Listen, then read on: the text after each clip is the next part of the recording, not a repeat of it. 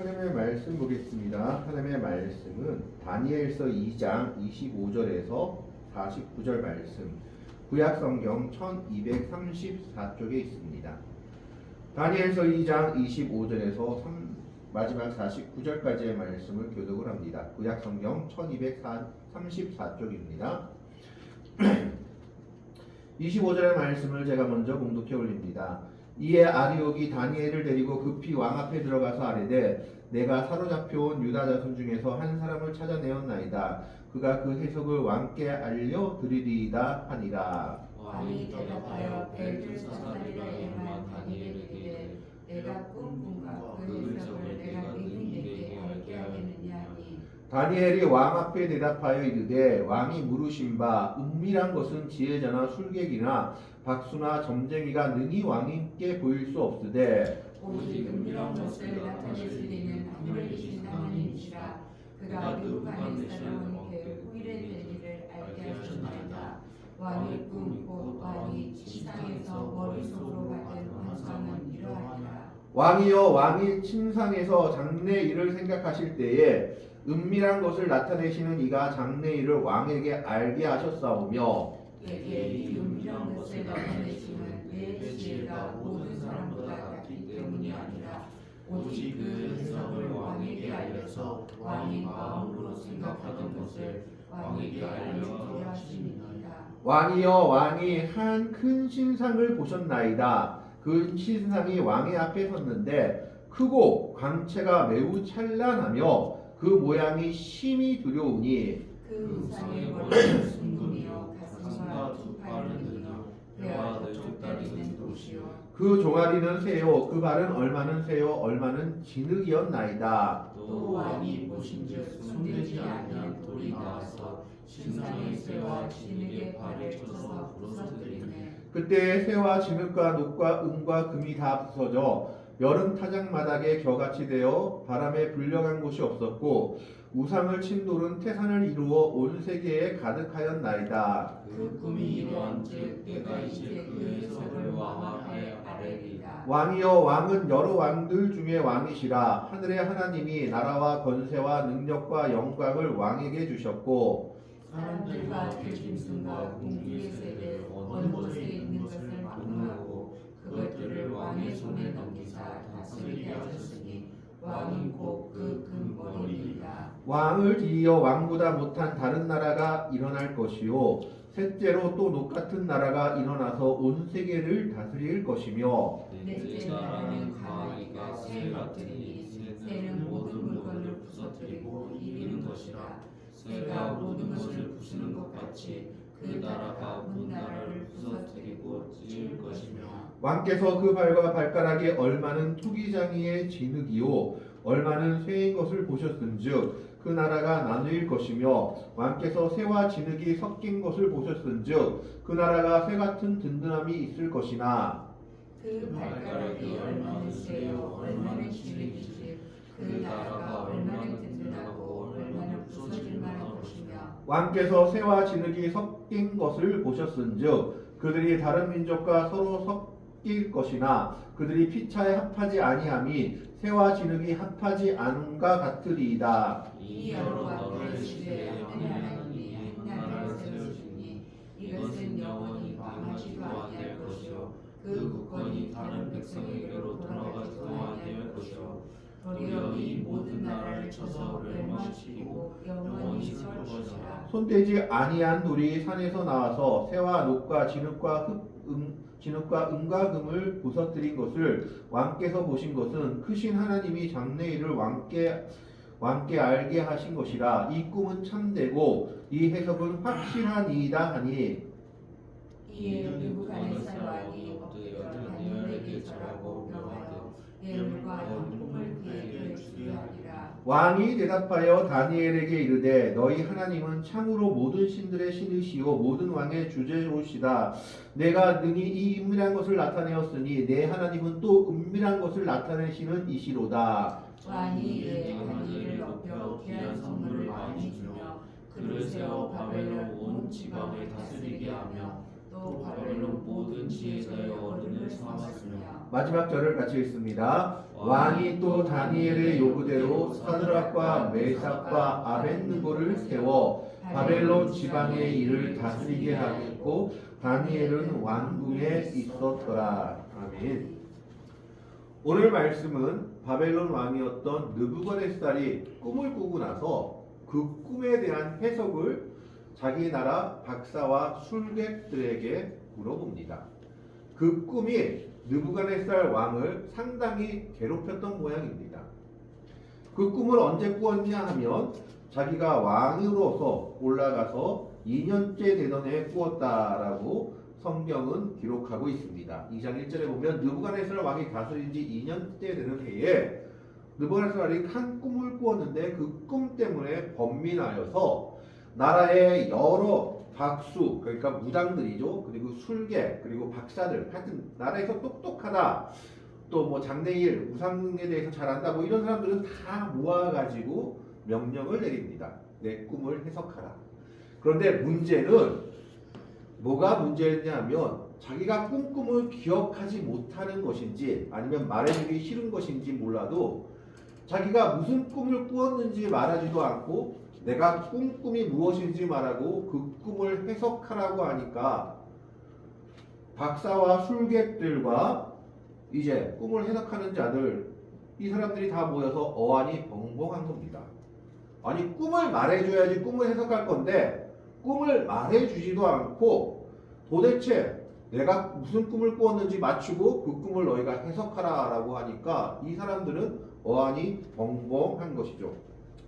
사실 창세기에서부터 고대 근동 지방에 어떤 관습이 있었느냐, 그 당시 나라를 다스리던 왕들이 꾼 꿈은 미래를 말하는 것이기도 하고 나라의 중요한 요소를 결정짓는 그런 요소로 작용하기도 했기 때문에 왕의 꿈, 특별하게 꾼 꿈은 되게 중요한 것으로 작용했습니다. 그래서 창세기에도 보면 애굽왕 바로가 자기가 꾼 꿈을 해석하지 못하고 여러 사람들에게 물어보다가 아무도 해석하지 못하니까 옥에 있던 요셉이 꿈을 해석한 것이 성경에 나와 있습니다. 7년 풍년과 7년간의 기근이 있을 것이니까 풍년을 있을 때 미리 대비하십시오.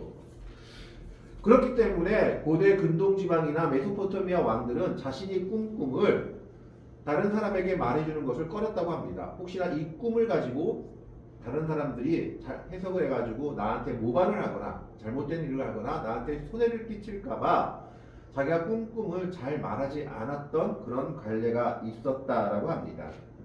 어쨌든 무슨 일인지는 모르겠지만 느부갓네살이 기억 못했을 수도 있고 아니면 말하기 싫었을 수도 있지만 어쨌든 느부갓네살 왕은 박사와 술객들을 모아다가 내가 꿈을 꾸었는데 무슨 꿈인지 맞히고 이걸 해석해보라 라고 하니까 이 사람들이 답답한 겁니다. 그래서 이 사람들이 말합니다. 왕은 만수무강하십시오. 꿈을 얘기해 주십시오. 그러면 우리가 해석하겠습니다. 왕이 열받아서 그 술사들에게 한 번 더 말하죠. 너희가 이거 해석하지 못하면 너희를 다 죽여버릴 것이다. 그런데 해석하면 큰 상을 내리겠다. 그러자 그들이 다시 대답합니다. 제발 무슨 꿈인지만 좀 말씀해 주십시오. 그러면 해석은 우리가 하겠습니다. 왕이 더 열받아가지고 얘기합니다. 너희가 시간을 끄는구나. 그냥 못하면 못한다고 할 것인지 너희가 해석을 못 보이면 너희를 다 죽여버리겠다라고 얘기를 합니다. 그러자 그 술사들, 박사들이 왕 앞에 말합니다. 왕이여, 왕이 말한 것을 행할 사람은 이 나라에서는 한 사람도 없습니다. 도대체 꿈도 말하지 않고 꿈을 말하라 하고 해석을 말하라는데 이건 도저히 불가능한 일입니다 라고 말하면서 앞에 11절 말씀해 보면 왕께서 물으신 것은 어려운 일이라 육체와 함께 살지 않은 신들 외에는 그러니까 자신들이 그냥 섬기는 이방신들 말고 특별한 신이 아니고서는 왕 앞에 그것을 보일 자가 없습니다. 꿈을 보이고 해석할 사람이 아무도 없습니다 라고 얘기하는 겁니다. 왕의 진노가 극에 달합니다. 그래서 왕이 자기의 시위대장에게 바벨론에서 똑똑하다고 지금 모아놓은 술객, 박사 다 죽여버리라 라고 얘기합니다. 내가 꿈 꿈이 뭔지도 알지 못하고 나라를 위해서 그 꿈을 해석해야 되는데 그것도 하지 못하는 거 아무것도 쓸모없는 것들이니까 다 죽여버리라 라고 얘기를 합니다. 이때 왕의 근위대장인 아리옥에게 다니엘이 묻죠. 왕의 명령이 왜 이렇게 급합니까? 도대체 무슨 일입니까? 라고 물으니까 아리옥이 왕이 열받아가지고 바벨론에 있는 지혜자들을 다 죽이려고 한다. 그러면 이때 누구도 포함되냐면 다니엘과 그 세 친구도 포함되는 겁니다.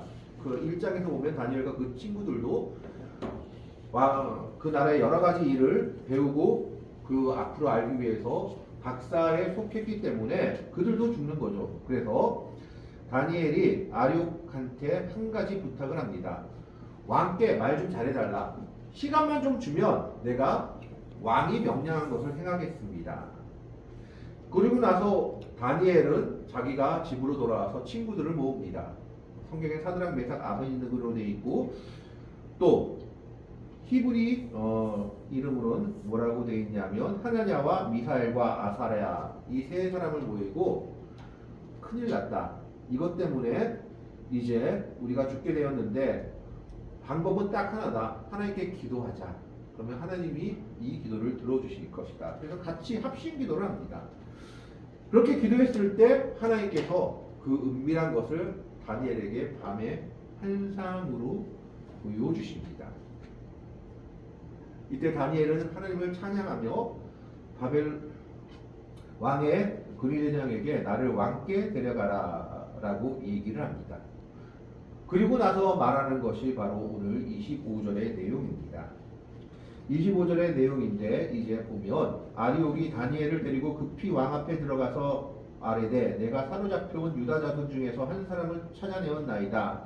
그가 그 해석을 왕께 알려드리리이다.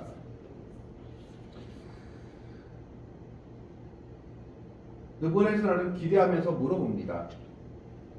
다니엘아, 내가 꾼 꿈이 무엇인지 알고 해석해 줄 수 있겠느냐? 이때 다니엘이 대답을 하죠. 27절에 다니엘이 왕 앞에 대답하여 이르되 왕이 물으신 바 은밀한 것은 지혜자나 술객이나 박수나 점쟁이가 능히 왕에게 보일 수 없으되 세상 사람들의 지혜로는 이거 풀 수 없다라고 딱 못을 박아버립니다. 그리고 28절에 오직 은밀한 것을 나타내실 이는 하늘에 계신 하나님이시라.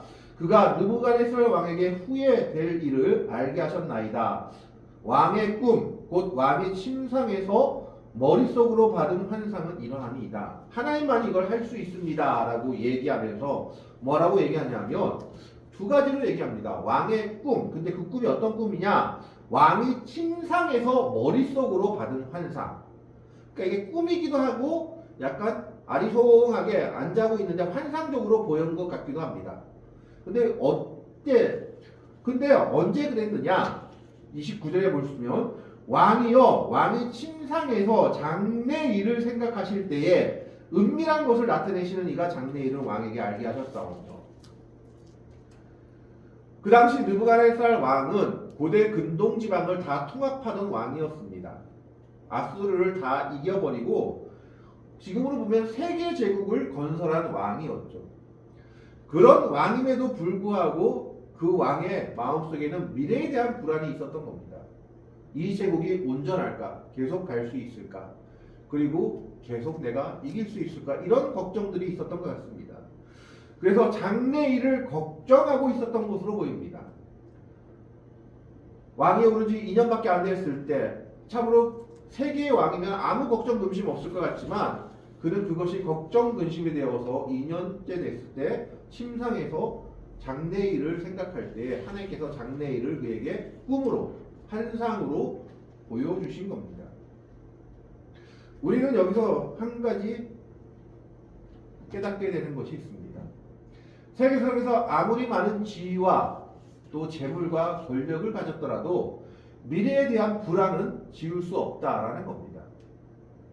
그런데 오히려 역으로 포로로 끌려왔고 또 죽음 앞에 놓여있는 다니엘은 오히려 담대하게 하나님께 기도하며 자신의 인생을 맡기며 왕의 해석까지, 꿈의 해석까지 하고 있는 것을 보게 됩니다. 하나님 없이 사는 사람의 불안감이 어떠한지를 느부갓네살 왕을 통해서 보여주고 어떤 상황 속에서도 하나님과 동행하는 사람의 평안함은 어떤 것인지를 다니엘을 통해서 보여주는 겁니다.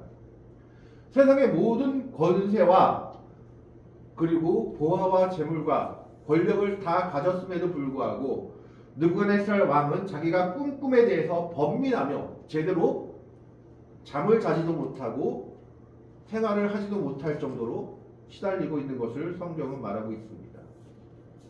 그래서 그것을 풀지 못하는 박사와 술객들에게 너무나 분노해서 다 죽여버리겠다고 선언합니다.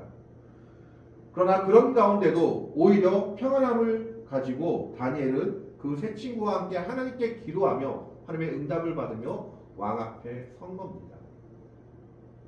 모든 것을 가지고도 불안하고 그리고 자기의 잠도 자지 못하며 번민하고 있는 세계의 왕, 아무것도 없고 포로했음에도 불구하고 하나님과 동행하며 죽음의 앞에서도 평안을 누리는 다니엘의 모습이 대조되고 있는 겁니다. 여러분, 모든 것을 가졌다 할지라도 하나님이 없으면, 그리스도의 은혜가 없으면 불안할 수밖에 없고 이 땅에서 살 때 그 손에 쥔 것이 내 것이 아니다라고 생각할 수밖에 없다라는 겁니다. 그러나 아무것도 없음에도 불구하고 하나님과 동행하는 다니엘은 오히려 죽음의 위기 앞에서도 평안하였고 주님만 의지하며 하나님만 의지하며 동행하며 나아가는 것을 보게 됩니다. 그러면 이 왕이 꾼 꿈이 무엇이었느냐? 그 뒤의 내용을 보면 느부갓네살 왕이 꾼 꿈은 미래에 대한 꿈이긴 했습니다. 어떤 꿈을 꾸었냐 하면 느부갓네살 왕은 꿈에 그 환상 중에 한 큰 신상을 보았던 겁니다. 근데 그 신상이 어떻게 생겼느냐 하면 32절 말씀에 보면 머리가 금이었고 순금이었고 가슴과 두 팔이 은이었고 배와 넓적다리는 노시였고 종아리는 새요 그 발 얼마는 새요 얼마는 진흙이었나이다 라고 얘기합니다. 그런데 여기서 끝난 것이 아니라 또 다른 일이 하나 나오죠. 34절의 말씀에 보면 또 왕이 보신즉 손대지 아니한 돌이 나와서 신상의 새와 진흙의 발을 쳐서 부서뜨리매 그때의 새와 진흙과 녹과 은과 금이 다 부서져 여름 타작마당에 겨같이 되어 바람에 불려간 곳이 없었고 우상을 친 돌은 태산을 이루어 온 세계에 가득하였나이다. 그러니까 우상을 봤는데 정말 너무 거대하고 번쩍번쩍 빛나는 우상을 봤는데 그게 어떤 우상이었느냐? 그게 어떤 우상이었냐면 머리가 금으로 되어 있었고 그리고 가슴과 두 팔이 은으로 배와 넓적다리가 노수로 종아리와 발이 쇠로 그리고 진흙과 함께 섞여 있는 그런 우상을 본 겁니다. 거기서 끝났으면 그나마 다행인데 갑자기 돌이 하나 어디서 툭 튀어나오는 겁니다. 근데 그 돌이 그 우상한테 가가지고 우상을 부딪혀버린 거죠. 우상이 신상의 새와 진흙의 발을 쳐서 부서뜨리며 발을 아예 그냥 뚫려버리는 겁니다. 그 돌이. 그러니까 우상이 어떻게 됩니까? 우상이 여름 타작마당에 겨같이 겨 이렇게 날리는 거 있죠. 겨같이 되어서 한순간에 사라진 겁니다. 이걸 보고 지금 느부갓네살 왕은 고민하고 있는 겁니다. 이때 그 해석을 하죠. 무슨 해석을 합니까? 자, 그 신상 그리고 그 신상은 여러 나라를 의미하는 건데 금은 뭐냐? 왕입니다. 왕의 나라가 금입니다. 그러면 은은 뭐냐? 왕의 뒤를 이을 나라인데 왕보다 좀 못한 나라가 그 다음에 일어날 겁니다. 그럼 놋은 뭐냐? 녹 같은 나라가 그리고 마지막 넷째 나라는 새같이 되게 강한 나라가 일어날 건데 그 나라는 한 가지 문제가 있습니다. 발가락이 진흙하고 이렇게 섞여 있는 것을 보니까 새의 강함과 진흙의 약함이 섞여 있어 가지고 얼마든지 그 나라가 강한 것 같은데 나누어져서 없어질 것 같은 그런 나라가 세워질 겁니다. 라고 얘기를 하고 있는 겁니다. 성경학자들은 이것에 대해서 금은 바벨론 여기서 말했으니까 느부갓네살 왕의 바벨론 나라라면 그 뒤에 나라는 어떤 나라냐 하고 여러 가지로 해석을 합니다. 칼빈도 해석을 하긴 했는데 그거를 받아들일 수도 있고 아니고 상징적으로 이해할 수도 있을 것 같습니다. 칼빈의 해석에 따르면 은은 그 다음에 바로 이어지는 메데와 바사 왕국 즉 페르시아 왕국을 의미한다. 은의 나라는 바사 왕 고레스. 자, 그럼 놋은 어떤 나라냐? 헬라 제국 알렉산더가 세운 나라를 의미한다. 이렇게 해석하기도 합니다. 정확한 해석은 아닙니다. 마지막 새와 같은 나라는 어디냐? 로마를 의미한다. 로마가 너무나 강했기 때문에 천년 동안 침략했기 때문에. 근데 그럼 진흙은 뭐냐? 새와 진흙이 얽혔다는 것은 여러 인종들이 같이 있었기 때문에 인종들이 섞이지 않고 결국에는 그것 때문에 망하게 될 것을 의미한다라고 해석하기도 합니다. 그러나 성경에서는 정확하게 말하지 않았기 때문에 금이 느부갓네살의 나라인 것만은 확실하고 그 다음까지 그 뒤를 이을 나라는 페르시아였기 때문에 바사까지는 아마 페르시아까지는 맞는 것 같습니다. 근데 그 뒤의 나라들은 정확하게 우리가 어디라고 해석하기는 어렵다라는 겁니다. 근데 확실하게 알 것은 뭐냐? 마지막 나라가 제일 강한데 새 같은 나라인데 문제는 그 새 같은 나라에 문제가 있었습니다. 무슨 문제냐? 진흙이 같이 있는 나라였다라는 겁니다. 진흙은 얼마든지 부서지기 쉽기 때문에 이 발이 새와 진흙으로 되어 있다는 것은 지탱시켜주는 발이 그만큼 어떻게 되기 쉽다, 부서지기 쉽다라는 겁니다. 그게 부서지면 우상이 다 없어지게 될 수밖에 없다라는 겁니다. 자, 그래서 43절에 보면 왕께서 새와 진흙이 섞인 것을 보셨은즉 그들이 다른 민족과 서로 섞일 것이나 그들이 피차에 합하지 아니함이 새와 진흙이 합하지 않음과 같으리이다. 이건 지금 시대에 맞춰도 돼요. 중국을 말할 수도 있고 미국을 말할 수도 있습니다. 여러 인종들이 모였기 때문에 나눌 수도 있다. 그렇기 때문에 이건 정확하게 어떤 나라를 말하는지는 우리가 알 수 없습니다. 그러나 분명한 것은 새와 같은 나라인데 이 새와 같은 나라는 하나님을 경외하지 않는 나라입니다. 자기의 힘을 믿는 나라인데 그 힘을 믿는 나라는 진흙 같은 약함을 가지고 있는 나라라는 겁니다. 이 모든 나라들이 결국 뭐냐? 세워졌다 없어졌다 세워졌다 없어졌다 흥망성쇠를 하는데 이 나라를 없애는 것이 어떤 것이냐? 34절의 말씀에 보면 손대지 아니한 돌이 나와서 신상의 새와 진흙의 발을 쳐서 부서뜨린다라고 얘기합니다.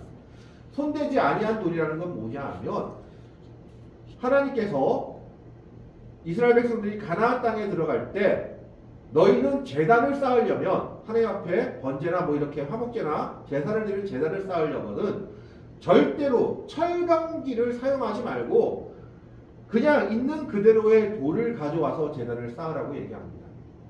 그 이유는 두 가지가 있죠. 첫째는 철병기는 가나안 유산이기 때문입니다. 우상을 섬기던 유산에서 비롯되었기 때문에 절대 철병기를 사용하면 안 된다. 두 번째는 철병기는 남의 피를 흘리는 도구이기 때문에 그것을 가지고 하나님의 제단을 쌓으면 안 된다라는 겁니다. 그렇기 때문에 손대지 아니한 돌이라는 것은 무엇이냐? 하나님께 드리는 제단을 의미하기도 하지만 이 돌이 온 세상에 가득했다라고 얘기하는 것을 봤을 때 이 돌은 결국 하나님께서 자신의 독생자를 보내신 예수 그리스도를 의미합니다. 그 말이 44절에 나와 있죠.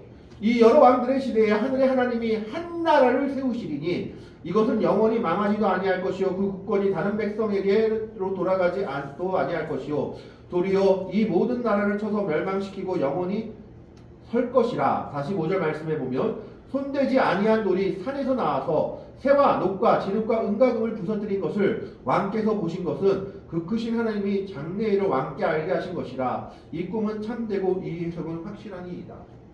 세상의 나라들은 섰다가 망하고 없어지지만 영원한 것은 뭐냐? 하나님께서 세우신 하나님의 나라만이 영원할 것이다. 그리고 그 나라는 세상의 여러 나라를 다 부숴 없어뜨릴 것이다.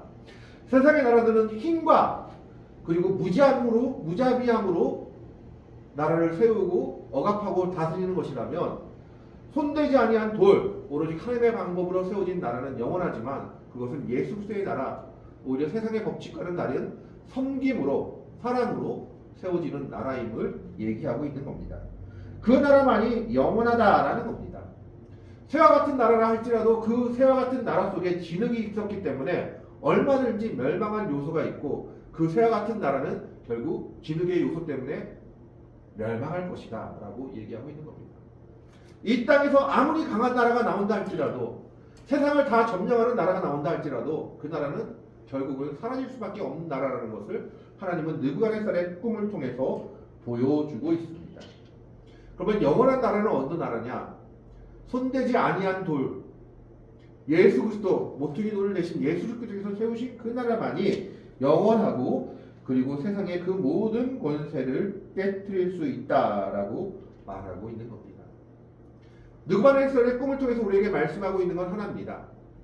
세상의 나라들을 우리가 경배하고 섬길 것이 아니라 오로지 하나님의 나라만이 우리의 소망이요 꿈이 되어야 된다라는 겁니다.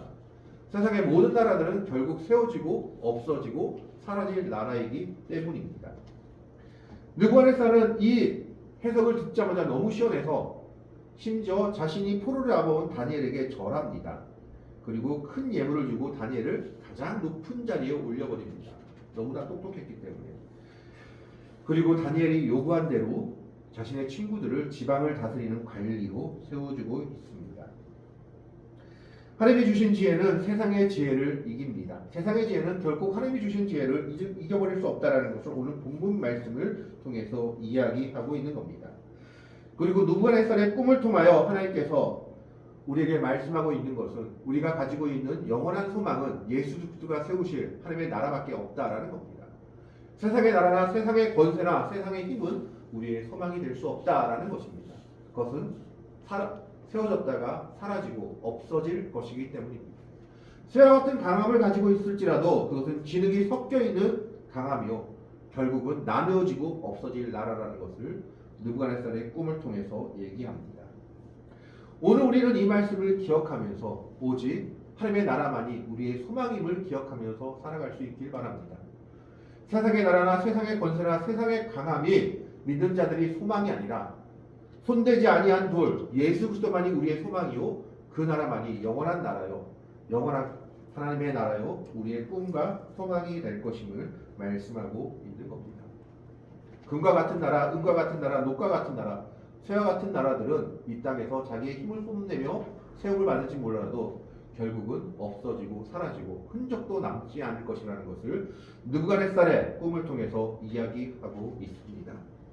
오늘 우리는 세상의 것들을 소망하며 살아가는 자들이 아니라 손대지 아니한 돌이 그 모든 신상들을 부서뜨리며 영원한 나라를 이룬 것처럼 손대지 아니한 돌이신 예수 그리스도만을 우리의 소망으로 삼고 그 나라를 우리의 소망으로 삼고 살아가는 믿음의 백성들이 될 수 있기를 바랍니다. 세상이 아니라 영원한 그 나라를 바라보며 오로지 하나님의 나라만을 나의 소망으로 삼고 예수 그리스도와 함께 동행하며 믿음의 생활을 이어나가는 복되고 아름다운 성도들이 되기를 그 나라가 정말 여러분의 삶에서 또 여러분의 소망에서 이루어지기를 주님의 이름으로 간절히 축원합니다. 기도하겠습니다. 하나님, 오늘은 느부갓네살의 꿈을 봅니다. 느부갓네살의 꿈을 통해서 우리에게 하나님께서 말씀하시고